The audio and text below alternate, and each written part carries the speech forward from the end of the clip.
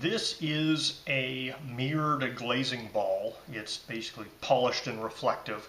It's made out of stainless steel, and so my magnet will sort of attach to it, but it doesn't really go thunk to it. So it does look like it's a stainless steel material. Now, I was sent this ball to review for free. It looks like the list price is about $31. I've seen it with discounts down to like the $24, $23 range. They haven't paid me for my review, and my opinions remain my own.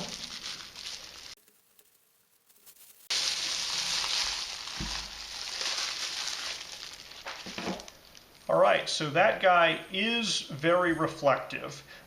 There's a small visible seam around here, so there is a little bit of a seam visible there, so it's not perfectly smooth, but it's something you put out in your garden just as an accent piece. It's pretty good.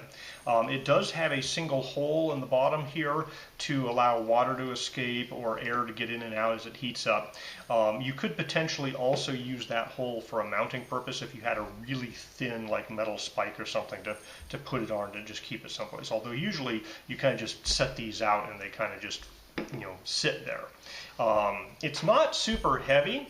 It's heavy enough that it's not going to blow around as long as it's not, you know, if it's on solid surface, it's going to roll obviously, but if it's stuck down a little bit into some dirt, it's not going to move around because also there's no edges for the wind to catch on.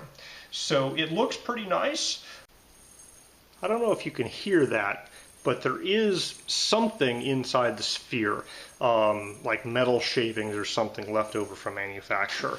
I couldn't really get them to come out of the hole, and since you're not supposed to be shaking the sphere around, I don't think it really matters. You're just going to leave it in the ground. So it did not include any mounting hardware. I just found this piece of fiberglass, I think off of a kite, in my garage. The hole's relatively small there. That's less than a 1/4 inch. You know, an 1/8 inch I think would go in there. My piece of fiberglass barely fits. It's a very tight fit, and I'm actually shaving pieces off of the outside of my fiberglass there as I go in. But I don't have to worry about going anywhere. So that's what I'm going to use to stick it into the ground. I don't think it's necessary to have a stick to stick it in the ground. I just kind of wanted one. Alright, so here's the before picture. I'm going to class this pepper plant up a little bit.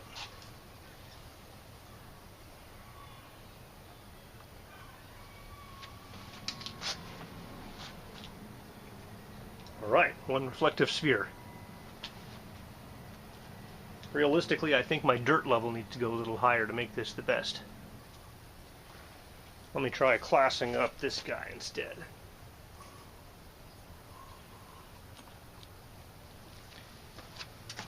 Alright, I like how that sticks over the edge of the pot a little better.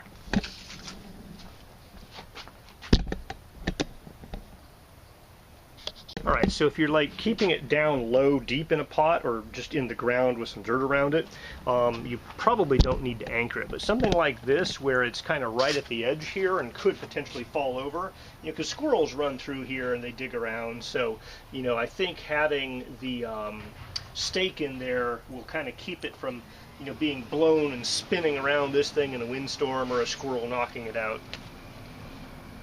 It doesn't look like it would, you know, be really hurt by falling down and knocking off. I think it would just get a little dent in it.